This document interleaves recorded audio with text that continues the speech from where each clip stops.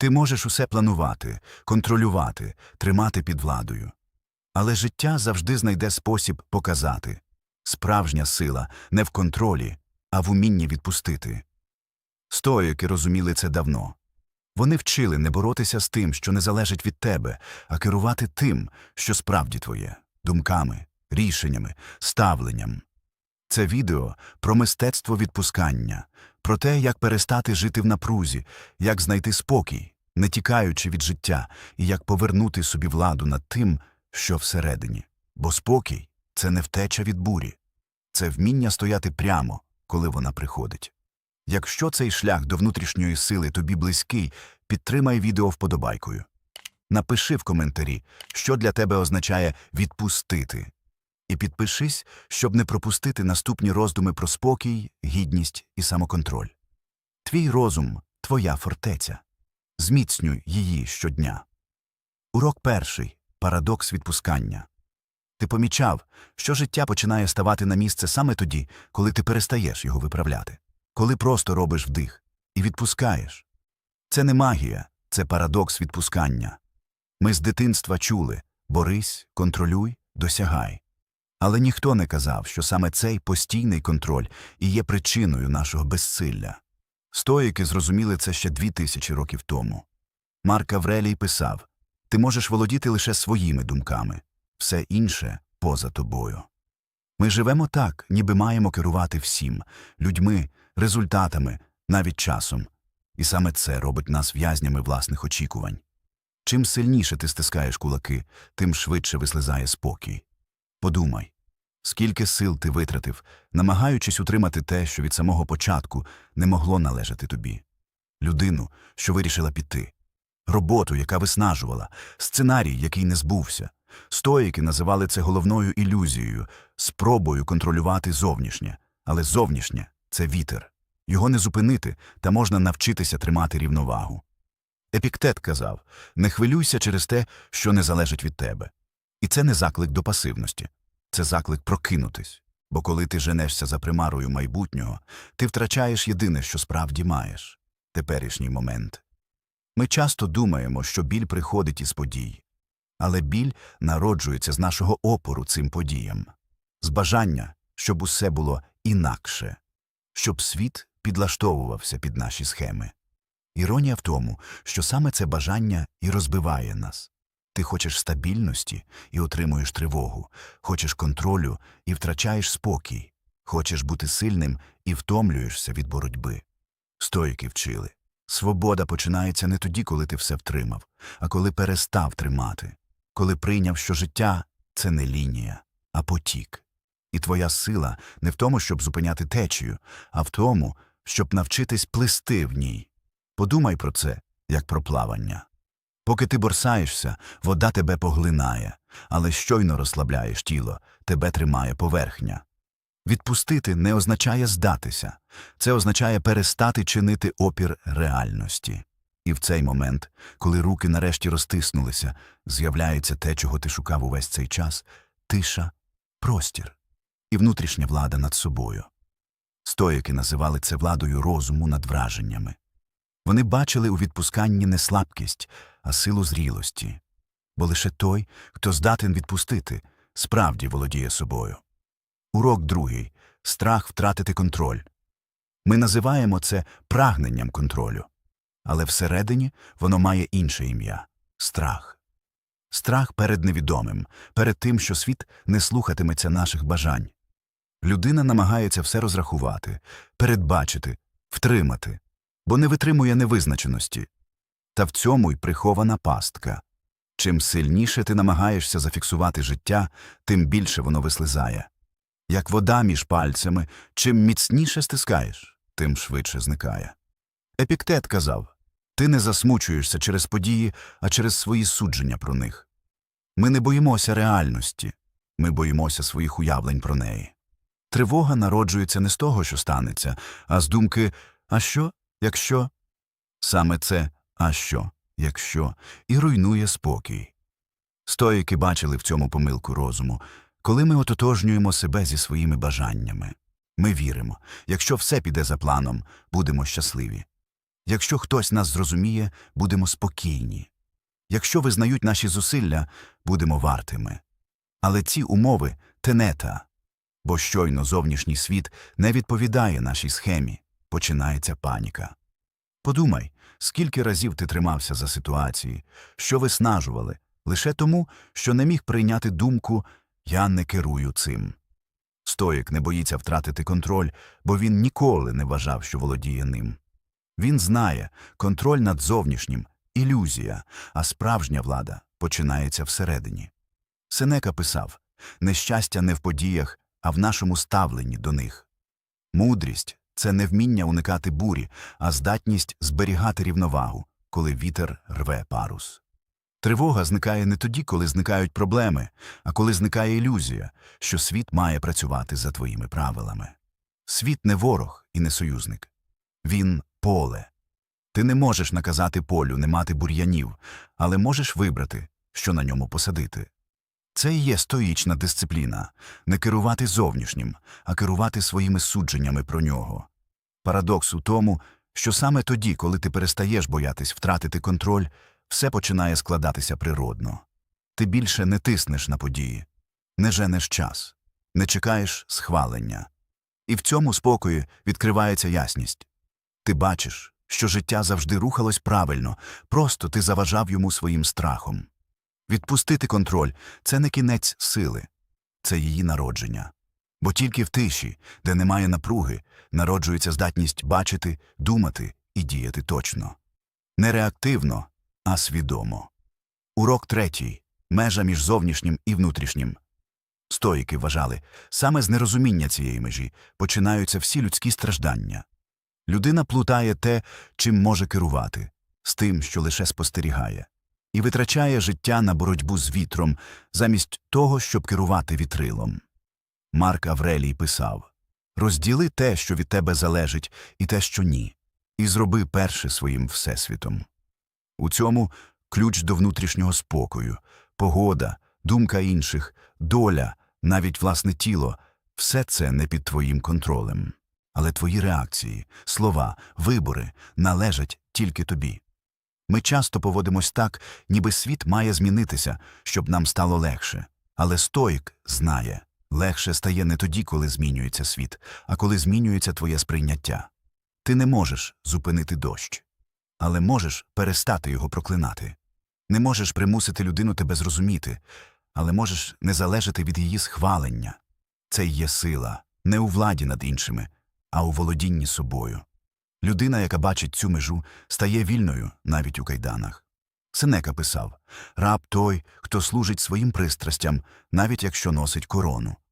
І це не гарна метафора, це діагноз сучасності. Ми вільні зовні, але всередині часто зв'язані страхами, образами, потребою контролю. Ми боїмося, що нас не помітять, не визнають, не полюблять. І саме ця залежність робить нас рабами, а не обставини. Стоїчна практика починається з простого питання: чи це в моїй владі? Якщо ні, відпусти. Якщо так, дій без страху. Бо коли ти змішуєш ці сфери, життя перетворюється на суцільну тривогу. Ти намагаєшся змінити те, що не змінюється, і ігноруєш те, що справді можеш змінити. Свої думки, ставлення, вибір. Стоїк живе навпаки. Він не зливає енергію на зовнішнє, він вкладає її у внутрішнє. І саме тому стає спокійним навіть посеред хаосу. Світ завжди був мінливим – бурі, війни, втрати, злети. Але поки людина тримає в руках кермо власного розуму, вона залишається на своєму курсі. І в цьому є особливе відчуття гідності. Коли ти вже не просиш світ бути зручним, а просто вибираєш бути рівним йому – спокійним, уважним, вільним. Урок четвертий – дисципліна сприйняття. Життя не зупиняється, коли ти знаходиш спокій. Навпаки, воно починає текти глибше. Бо тепер ти не реагуєш на кожну хвилю, а дивишся на неї зсередини. Стоїки називали це дисципліною сприйняття. Це мистецтво бачити речі такими, які вони є, без зайвих фарб, без драм, без поспіху. Не прикрашати події, не тікати від них, не проклинати, просто бачити. Сенека писав: «Не речі хвилюють людей, а уявлення про речі. Подія нейтральна. Наше ставлення – те, що робить її трагедією або досвідом. Хтось сприймає поразку як кінець, стоїк – як нагадування про межі контролю. Хтось бачить у втраті людину, яку потрібно забути. Стоїк бачить у ній урок про непостійність. Це не байдужість, це ясність. Байдужість тікає від почуттів, ясність дивиться їм у вічі. Коли ти вмієш бачити подію без ярлика, ти більше не її полонений. Ти перестаєш жити в постійному «за що» і починаєш жити в «що тепер робити з цим». Стоїчна свідомість не відкидає емоції, вона просто не дозволяє їм керувати. Емоція приходить, ти бачиш її, визнаєш, але не даєш їй вирішувати, хто ти є і як ти дієш. Це як вітер, що здіймає пил. Нерозумна людина кидається ловити кожну порошинку. Стоїк просто чекає, поки пил осяде, і бачить шлях далі. Така стриманість не робить тебе холодним. Навпаки, вона відкриває серце. Бо коли ти не загруз у власних реакціях, ти бачиш більше себе, інших, суть моменту. Тут і народжується внутрішня глибина. Вона не з'являється від книжок чи медитацій, а від щоденного вибору – бачити замість оцінювати, приймати замість тікати, діяти замість драматизувати. Це і є дисципліна сприйняття. Тиша перед відповіддю. Пауза між емоцією і дією. Мить, у якій розум бере кермо з рук інстинктів. У цій паузі народжується сила. Бо лише там, де є відстань між тобою і твоїм імпульсом, є місце для свободи. Урок 5. Приручення емоцій. Люди часто думають, що стоїки – це ті, хто не відчувають. Холодні, кам'яні, без емоцій. Але це спотворення. Стоїки не відкидали почуттів, вони вчили, як їх приручити. Епіктет казав, нас не знищує гнів, страх чи заздрість. Нас знищує нездатність зрозуміти, звідки вони беруться. Бо кожна емоція – це не ворог, а сигнал. Вона показує, де в тобі ще є ілюзія, прив'язаність, хибне судження. Гнів – це не просто вибух. Це розчарування, що світ не відповів твоїм очікуванням. Заздрість – це біль від думки, що хтось живе краще, бо ти вимірюєш життя чужою лінійкою. Страх – це бажання утримати те, що не може бути утримане. Стоїк не тікає від цього. Він спостерігає, розбирає, розуміє. І там, де інший зривається, він знаходить урок. Коли гнів піднімається, стоїк не бореться з ним, він шукає його корінь. Коли приходить заздрість, він питає себе, що саме він не розвиває у собі. Коли виникає страх, він нагадує, чого я боюсь – смерті, думки інших, випадку, що все одно станеться. Така чесність болюча, але звільняє, бо замість того, щоб воювати з почуттями, ти починаєш із ними співпрацювати. Сенека називав це очищенням розуму, не витісненням, не запереченням, а поверненням розуму на своє місце, там, де він не раб емоцій, а їх спостерігач і наставник. Стоїчна практика – це щоденна розмова із собою. Не молитва і не самобичування, а спокійне спостереження. Що я сьогодні відчув? Чому? Чи є в цьому мудрість, чи лише автоматизм? Це важка робота, чесність із самим собою. Бо легше звинуватити інших, ніж подивитись у власні мотиви. Але саме тут починається справжня свобода. Коли ти більше не боїшся гніву, він не керує тобою. Коли не тікаєш від страху, він втрачає силу. Коли перестаєш соромитися заздрості, вона перетворюється на дзеркало. Стоїк не знищує емоції, він робить їх союзниками розуму. І тоді всередині не буря, а рухлива, але тиха рівновага. Урок 6. Стоїчна любов і внутрішня цілісність. Коли люди говорять про любов, вони майже завжди мають на увазі залежність. Я не можу без тебе. Ти – моє все. Ти робиш мене щасливим. Але у цих словах не любов. У них страх. Страх втратити. Страх залишитись порожнім, якщо інший піде. Стоїки бачили це інакше. Вони вважали, що справжня любов починається не там, де є потреба, а там, де є надлишок. Надлишок цілісності, надлишок внутрішнього миру. Ти любиш не тому, що без когось не можеш, а тому, що тобі є чим ділитися. Сенека писав, люби друга так, ніби одного дня тобі доведеться його втратити. Це не жорстокість, це зрілість. Це розуміння, що люди – вільні істоти, не продовження нашого «я». Стоїчна любов не хапається руками. Вона спокійна, як річка, яка тече поруч, не намагаючись володіти берегом. У ній немає вимоги, щоб тебе зробили щасливим, бо ти вже щасливий сам. Ми часто проєктуємо на близьких свої надії, страхи, незадоволення. Ми не бачимо людину, ми бачимо дзеркало, у якому хочемо побачити підтвердження власної цінності. І коли це дзеркало раптом не показує бажаного, народжується біль. Стоїк бачить це інакше. Він не плутає любов із власністю. Він розуміє, усе, що приходить у твоє життя, може й піти. І якщо ти приймаєш це, любов стає чистішою. Така любов не обіцяє назавжди. Вона не обіцяє, що не буде болю. Вона просто чесна. Вона дає простір іншому бути собою. І тобі теж. Стоїчна любов не означає байдужості. Вона тепла, глибока, але без тривоги. Бо там, де є тривога, є страх, а не довіра. А стоїк обирає довіру. До людини, до життя, до себе. І в цьому є справжня близькість. Не з потреби, а зі зрілості. Не з відчаю, а з розуміння, не з прагнення втримати, а з готовності ділитися. Бо лише той, хто не потребує іншого, щоби бути цілим, може справді кохати. Без контролю, без залежності, без масок. Урок 7. Маски і справжнє «я». Світ навчає нас грати ролі ще з дитинства. Бути зручними, успішними, правильними. Ми носимо маски настільки довго, що одного дня прокидаємось і не розуміємо, де закінчується роль і починається «я». Стоїки бачили в цьому головну пастку людського життя. Марк Аврелій писав: «Часто людина забуває, ким вона має бути, бо надто старається бути кимось». Ми втрачаємо себе не через удари долі, а через нескінченну гру в очікувану версію себе. Ми будуємо образи успішного працівника, турботливого партнера, вічно впевненого, завжди сильного. І кожен цей образ вимагає енергії. Він несе страх. А що, якщо побачать справжнього мене? Стоїк не відмовляється від ролей. Він просто не стає ними.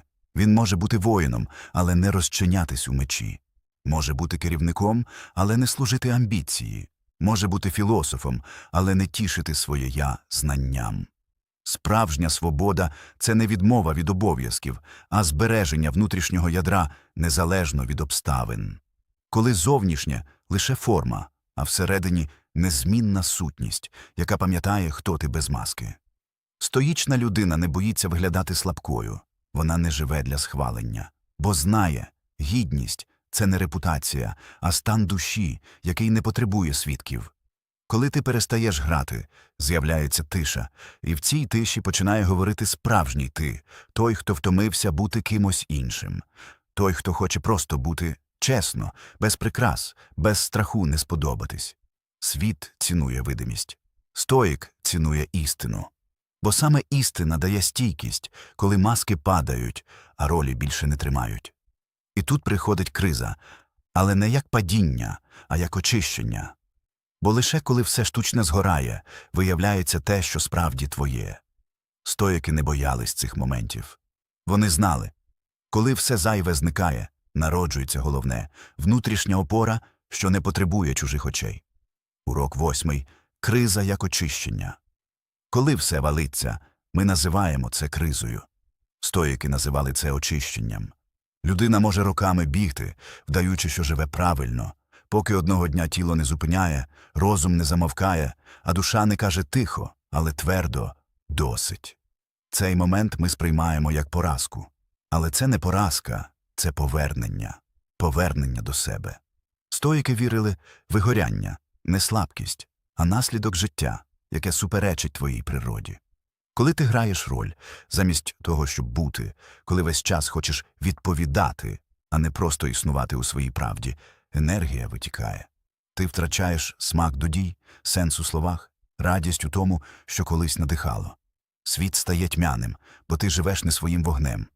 Марк Аврелій писав: «Душа втомлюється, коли бреше сама собі». І ось ця втома – не ворог. Це запрошення. Поглянути всередину і спитати «Мій шлях – це справді мій шлях». Стоїчна мудрість у тому, щоб не тікати від цих запитань. Бо криза не руйнує, вона відшаровує. Знімає все, що не твоє – чужі амбіції, чужі очікування, чужі страхи. І коли пил осідає, залишається щось просте – ти.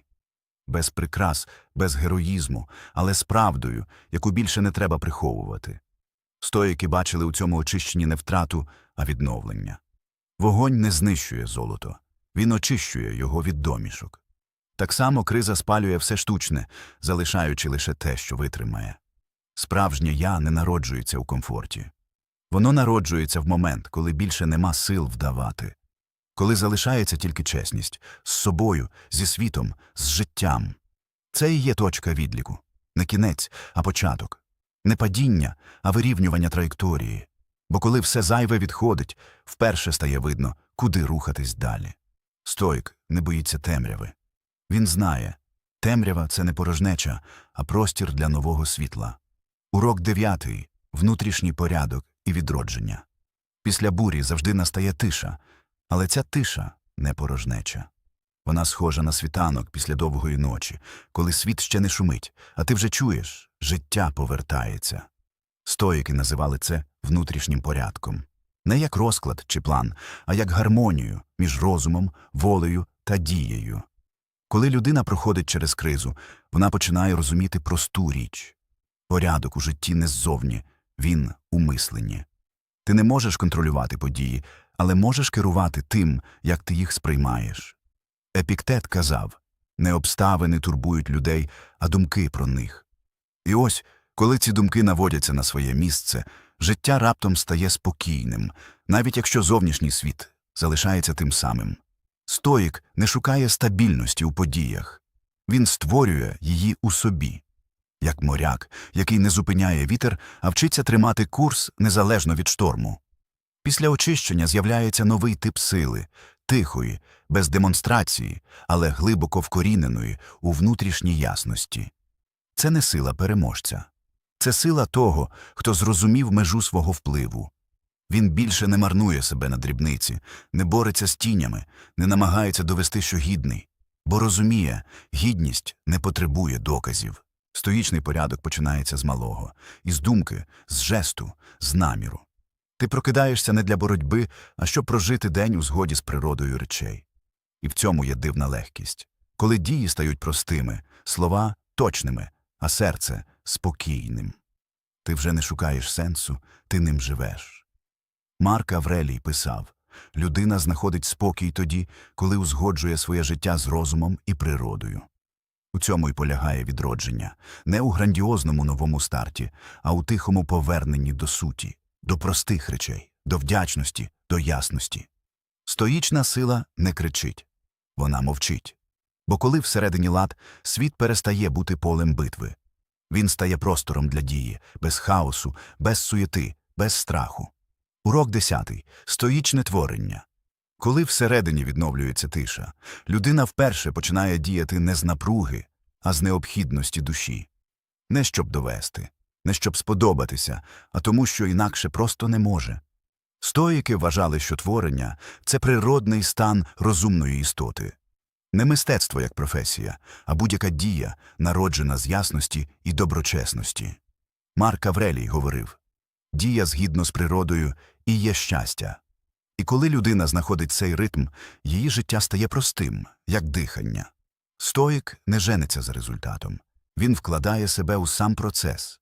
Бо сенс не в тому, щоб щось отримати, а щоб виразити те, що вже є всередині. Така дія не втомлює, вона наповнює. Бо вона не з примусу, з вибору, не з тривоги, з присутності. Коли розум звільнений від хаосу, виникає простір. І в цьому просторі народжується точність. Думки, слова, рішень. Стоїчне творення не потребує оплесків. Воно тихе, але глибоке. Як вода, що точить камінь, не силою, а постійністю. Кожен розумний вчинок – це акт творення. Слово – сказане з ясності. Вибір – зроблений без страху. Робота виконана з увагою, навіть якщо її ніхто не побачить. Стоїк творить не тому, що має натхнення, а тому, що це його природа. Як дерево росте до світла, так і людина, з'єднана зі своїм розумом, природно рухається до добра. У такому стані дія стає молитвою. Без слів, без ритуалів, просто через спосіб бути. Це вже не боротьба, а участь. Не досягнення, а вираження. Стоїчна доброчесність – єдине справжнє благо. І саме вона робить будь-яку дію священною – чи то слово, чи то праця, чи то мовчання.